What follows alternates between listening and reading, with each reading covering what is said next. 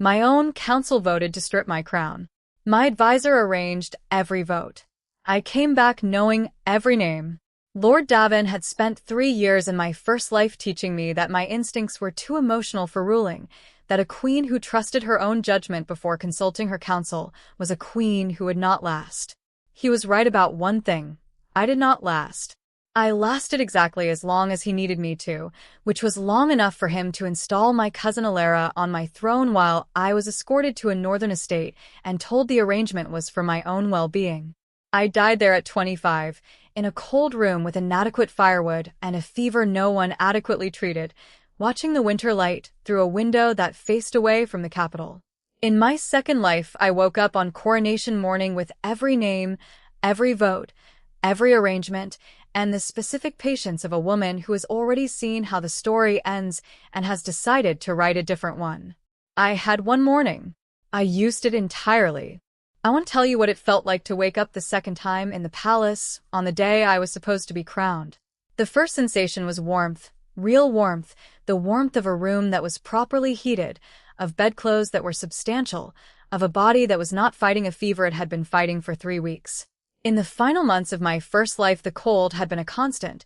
The estate was under-resourced and the staff minimal, and no one had thought it important to ensure the deposed princess was comfortable, because ensuring her comfort was not a priority of the new court. I had forgotten, in those months, what it felt like to simply be warm without effort. I lay there for exactly a moment, just feeling it. Then I opened my eyes. The ceiling of my palace chamber. The particular carved stonework I had grown up looking at. The curtains my mother had chosen before her death, heavy silk in deep green. The sound, through the window, of the palace courtyard already in motion, servants, preparations, the distant sound of the coronation arrangements underway. My name was Wren. I was 19 years old, and I had a great deal to do before Lord Daven finished his breakfast. I had been reborn on the morning of my coronation, the morning that, in my first life, had begun the 3 years of my systematic removal from power. Not through violence. Lord Daven was not a man who operated through violence, which was precisely what had made him so effective. He operated through patience, through institutional process, through the specific exploitation of a young woman's uncertainty about her own authority. He had taken 3 years to arrange my removal because he had wanted it to look like a natural conclusion rather than a coup, and he had succeeded because he was very good at his work and because I had been 19 years old and newly without a father and had believed, with the genuine trust of someone who did not yet understand what certain kinds of counsel were designed to produce, that the man who had advised my father for 20 years was a resource rather than a threat. I had that understanding now. I also had his complete playbook, his council allies, the name of the spy in my inner circle, the exact wording of the treaty he would try to negotiate without my knowledge in the second year of my reign, and the date he had intended to call the formal vote. I got up. I dressed. I sent for Captain Reed. Let me tell you about Lord Daven first, because you cannot understand what I dismantled without understanding what he built. He was my father's chief advisor for 20 years before my father died, a man of genuine intelligence and genuine ability who had made himself structurally indispensable to the crown through a combination of real competence and careful positioning. He knew how courts worked. He knew how power moved.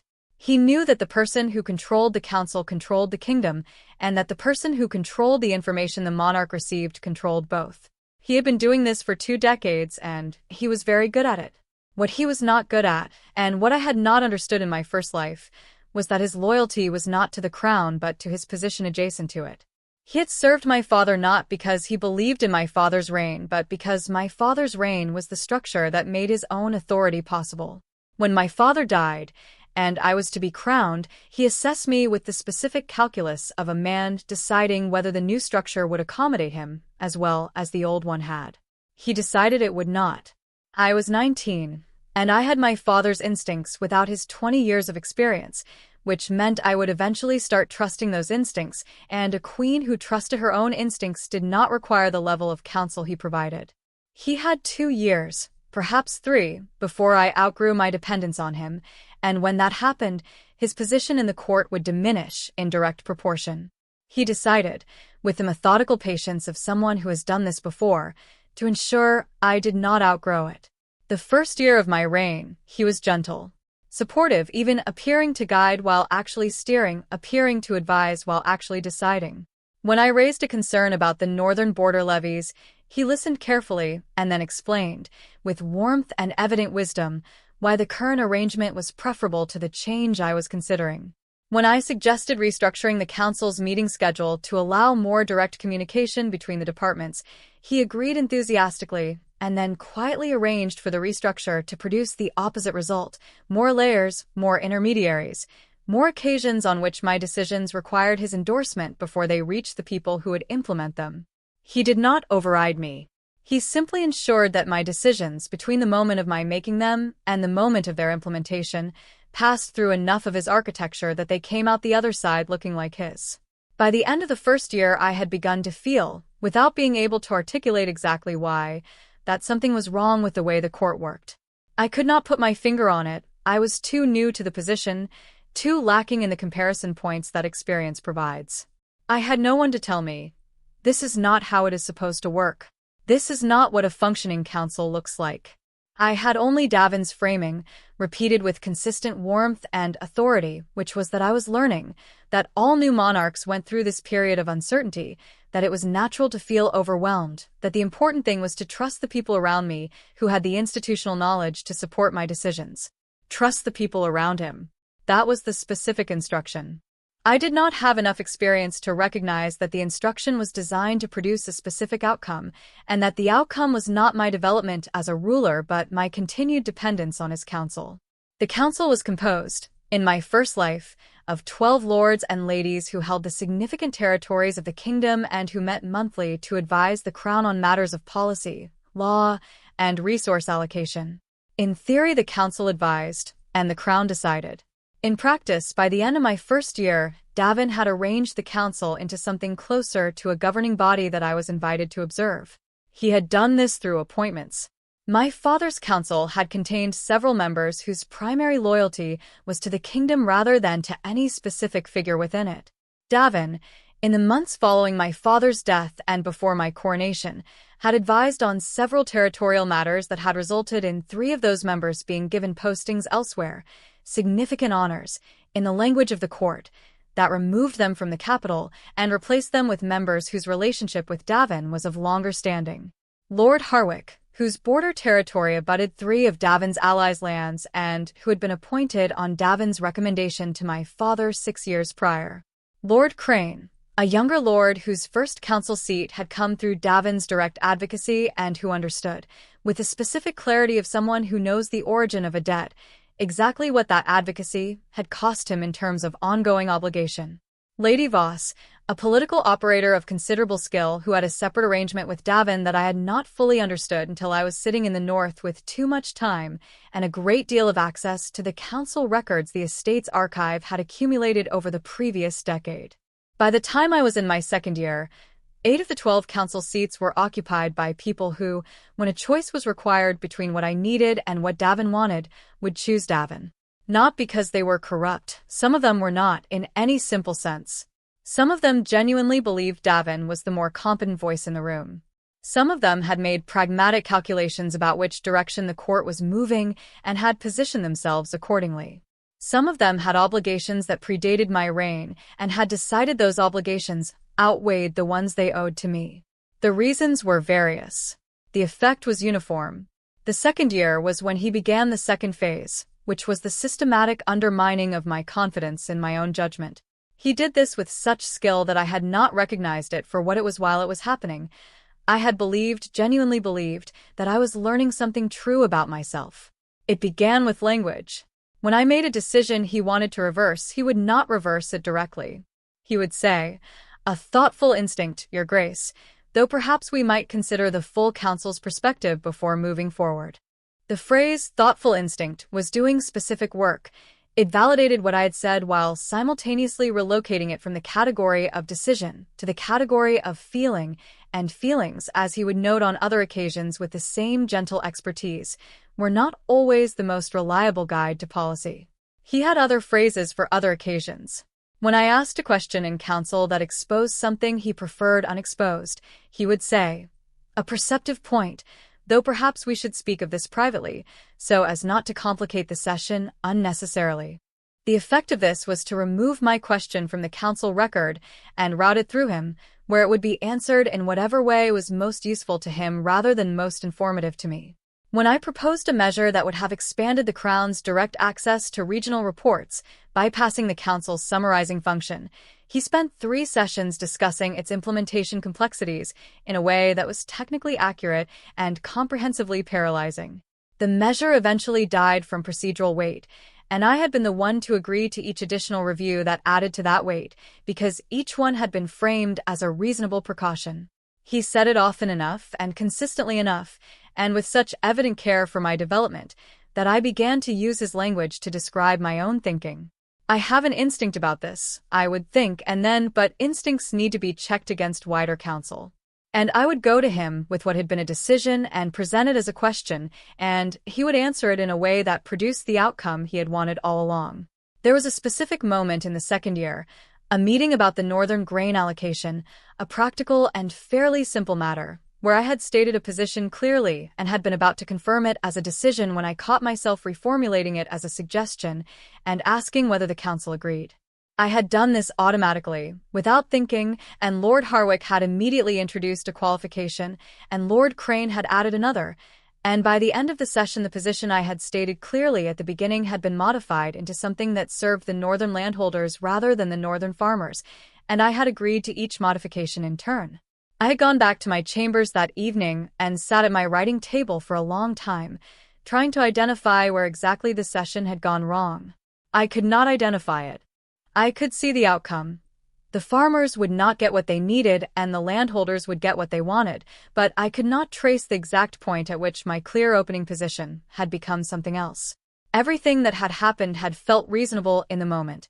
Every modification had seemed to follow from the previous one. Daven had said almost nothing throughout the session.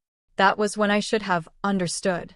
In my first life, I did not understand until I was in the north with a fever and a window that faced the wrong direction.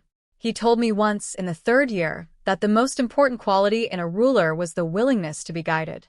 That queens who governed through instinct rather than through the collective wisdom of their advisors were the queens history remembered for their failures. He cited examples, 2 queens from the previous century, both of whom had made unilateral decisions that had cost the kingdom significantly. He presented the examples with historical precision and genuine care, as though he was giving me a gift. I had said, "Of course, my lord." I had believed him. That was the specific cost of my first life, not the exile, not even the death, but the 3 years in which I had accepted a framework that made my own authority feel presumptuous, and had thanked the man who built the framework for his guidance. The treaty happened in the middle of my 2nd year. Daven negotiated it with a neighboring kingdom without bringing it to me until it was already agreed, a trade arrangement that, in its technical language, reduced my authority to collect levies from the 3 border provinces that ran along the kingdom's eastern edge. The reduction was framed as a diplomatic concession, a goodwill gesture that would produce long-term stability. Daven presented it to me as a fait accompli, with the assembled council at his back, and explained that the timing had required swift action, and he had not wanted to trouble me with the complexity of a negotiation while I was managing other matters. I had looked at the document. I had understood, with the specific clarity that arrives when something finally shows you its true shape, what had just been done. The eastern provinces were 3 of the kingdom's most productive territories. Reduced levy authority, there was not a diplomatic gesture. It was a structural reduction of the crown's revenue base and a structural increase in the dependency of the central court on the council's resource allocation. I had pushed back. I had said, for the first time in 2 years, plainly, and without consulting his language for permission, that the treaty was not acceptable and that it required renegotiation. I said the eastern provinces were the kingdom's most productive agricultural corridor, and that reduced levy authority, there was not a diplomatic gesture, but a structural reduction of the crown's revenue base, and that I had not been consulted on a matter of this significance, and expected to be. The council chamber had gone very quiet in the specific way of rooms where something has been said that cannot be unsaid. Daven had looked at me with the expression of a man who has been patient for a long time and has been waiting for exactly this moment to arrive. He said, "Your Grace, I understand this is distressing. Perhaps we might take a brief recess to allow you time to review the document more fully before we continue. The recess was the pivot. What I had said, a clear policy objection based on accurate analysis, was transformed, in the public record of the session, from a decision into a reaction. The recess framed my objection as a moment of distress requiring time and care, rather than a statement of the Crown's position requiring response. Lord Harwick, when the session reconvened, expressed concern about my well-being with the practiced sincerity of a man doing exactly what he had rehearsed. Lady Voss said the recent months had been particularly demanding, and that it was understandable that complex matters felt overwhelming. Lord Crane asked whether the royal physician had been consulted lately. I had sat in my chair and listened to this and understood, with the clarity that arrives when a deception finally shows you its full shape all at once, exactly what had been happening. 3 years of thoughtful instinct and emotions before judgment had built a framework so complete that my legitimate objection to a harmful treaty could be processed in front of the assembled council as a symptom rather than a position. 2 months after the treaty session, Daven called the vote. The motion was to establish a Regency Council, a formal governance structure that would manage kingdom affairs in support of the Crown during a period of constitutional review. Each word had been chosen with Daven's characteristic care. The combined effect of the words was to remove my authority while making the removal look like a gift of support. 11 votes in favor. Lord Aldrich against.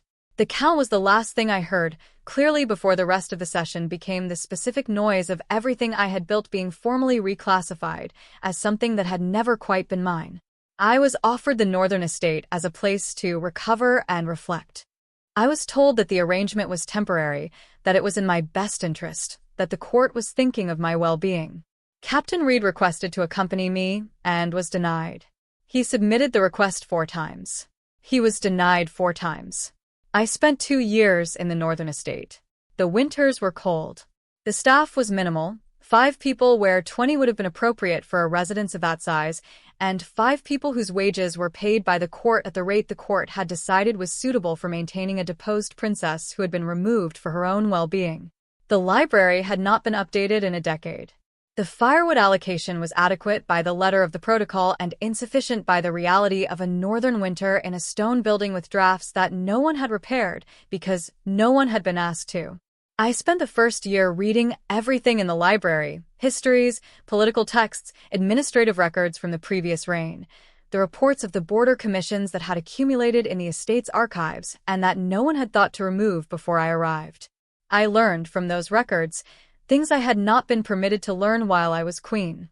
I learned how the kingdom's revenue actually moved, how the council's summarizing function had altered the information reaching the crown for decades, how the treaty Daven had negotiated had not been his first rerouting of crown authority, but the latest in a pattern that went back 15 years. I spent the second year being ill and thinking about the pattern and dying at the end of it. The fever came in the depths of winter. It came because the estate was cold and the medical attention was slow, and I had spent 18 months depleting whatever reserves I had arrived with. The doctor who attended me was capable and genuinely sorry and did everything the protocol required and nothing beyond it, because nothing beyond it had been authorized by the court that was paying his fee. I lay in the bed in the cold room, and I thought, with the specific clarity that arrives when a person's mind is running on fever and the approach of something permanent, about the grain allocation meeting in the second year. The moment I had caught myself reformulating a decision as a suggestion. The point at which the frame had already been built around me so completely that I had done his work for him without noticing. That was the moment I should have seen. I had not. And here was where the not seeing had ended. I died still thinking about it. I woke up on coronation morning, warm, with every name arranged in front of me like a ledger that had already been audited. Captain Reed arrived at my chamber within 10 minutes of my summons. He was 32, broad-shouldered, with the precise economy of movement of someone who has decided that efficiency is the same as honesty, and he looked at me when he entered the way he always looked at me in both my lifetimes, directly, without the performed deference that the rest of the court used as a buffer. He said, "Your Grace." I said, "Come in." Close the door. He closed it and stood just inside it, at ease in the specific way of military men who are comfortable and alert. I said, I need to tell you something, and I need you to not ask how I know it, because I cannot answer that question in a way that will be useful to either of us. What I need is for you to hear what I am about to tell you and decide, on the basis of your own judgment, whether to act on it with me. He said, I'm listening. I told him everything. Every name, every arrangement, every vote that would have been cast, the treaty's exact terms, the spy, the mechanism of the exile. I did not spare detail, and I did not perform certainty I had not earned. I simply told him what I knew, as precisely as I knew it, and let him make his own assessment. He was quiet through all of it, in the manner of a man for whom silence during information is not absence but presence. When I finished, he said, You're telling me this has already happened? I said, in a manner I cannot explain, yes. He was quiet for another moment. Then, how long do we have? Lord Daven arrives at the council chamber at the 9th hour. I want everything in place before the 8th. He looked at me for one more moment, the look of a man deciding, on the basis of a lifetime of reading situations, whether what he was being told was real. Then he said, What do you need me to do? I told him the 4 things. He listened to each one without interruption and said, when I had finished, It will be done. He left. I went to my writing table, and I wrote the letters. There were 6 letters. Each one was addressed to a lord or lady who held a significant territory and who I had known, across both my lifetimes, to be people of genuine principle who had not been brought into Daven's network because he had not had sufficient time or occasion to position them. They were not all natural allies. 2 held political positions I expected to disagree with on specific matters.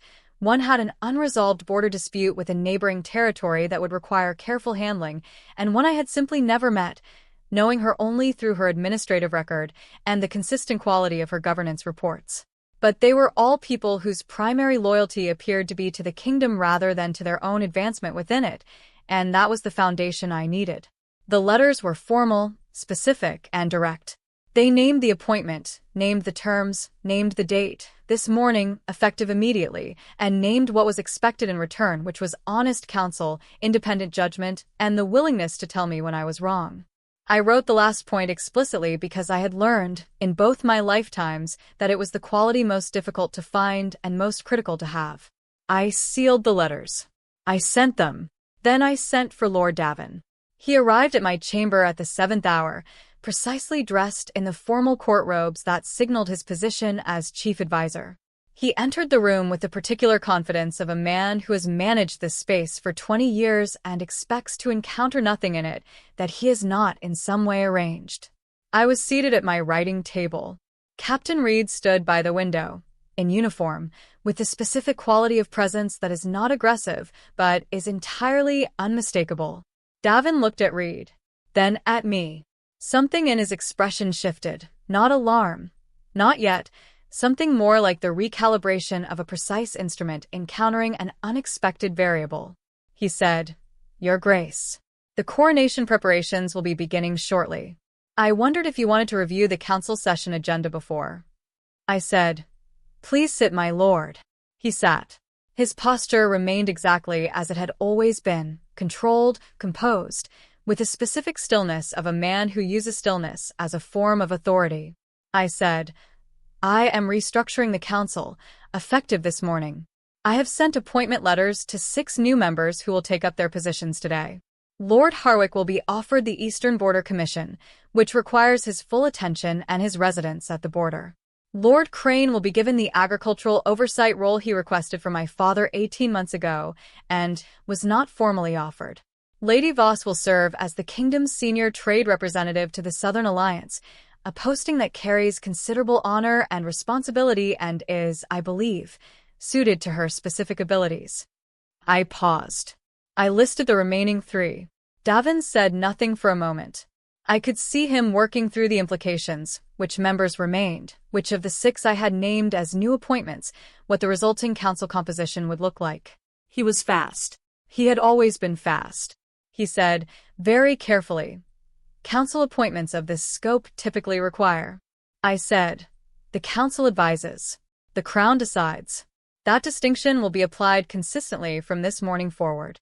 A silence that had its own particular quality, the silence of a man understanding that the conversation he had walked into was not the conversation he had expected. He said, "I see." I said, "You will remain at court as a retired advisor, in a private capacity. You will not hold a counsel seat or a formal advisory title. Your access to counsel proceedings will require advance approval from my office. Your correspondence with council members on matters of policy will be copied to the Crown Secretary as a matter of protocol." He looked at me, not with the gentle, paternal expression he had used in my first life, but with something more direct. The expression of a man looking at something he had underestimated, assessing the extent of the underestimation. He said, "This is a significant morning for significant changes, Your Grace." "I wonder if," I said, "you spent 3 years telling me my instincts were too emotional to trust. I want you to understand that this morning I trusted every single one of them, and they brought me to exactly the right conclusion." He came to arrange my ending. I had already written his. He left the chamber, without another word. I watched him go, the straight back, the controlled pace of a man who is not broken because he has decided not to, though the fracture was visible, if you knew where to look. 20 years of architecture, dismantled in 20 minutes by the person it had been built around. Captain Reed looked at me from the window. I said, "The council session at the 8th hour." He said, "I'll be behind your chair." He was. The council session at the 8th hour lasted 40 minutes. The new members I had appointed were present. Some had arrived at first light, having received my letters in the early hours and made quick decisions about what they meant. 2 had sent word that they were on their way and would arrive before the session ended, which they did. The 3 former members whose alternative appointments had been communicated received the news with varying degrees of grace. Harwick sent a written acknowledgement within the hour that was formally correct and personally cold, which was what I had expected and had prepared for. Crane said nothing, and I gave him a week before following up, which was the appropriate amount of time for a man who needed to recalibrate before he could be useful. Lady Voss arrived in person at my chamber at midday and asked for 20 minutes, which I granted, and which she used to tell me she understood what had happened, that she had known Daven's arrangements for longer than she had acted on that knowledge, and that she accepted the trade representative posting and intended to serve it honestly. I believed her. I said so. She left looking like a woman who had been given back something she had begun to think was gone. The session itself was direct, and unlike any session I had presided over in my first life. I stated positions as positions. I asked for counsel where I genuinely wanted it, and made clear when I had heard enough and was deciding. When a new member, Lady Farrow, whose territory bordered the eastern trade routes and who had been governing it independently and competently for 12 years, raised a concern about the revenue implications of the council restructure, I told her the concern was legitimate and asked her to prepare a written analysis for the following session. She looked briefly surprised, then settled into the expression of someone who has spent years in rooms where their analysis was not wanted and is recalibrating for a room where it is.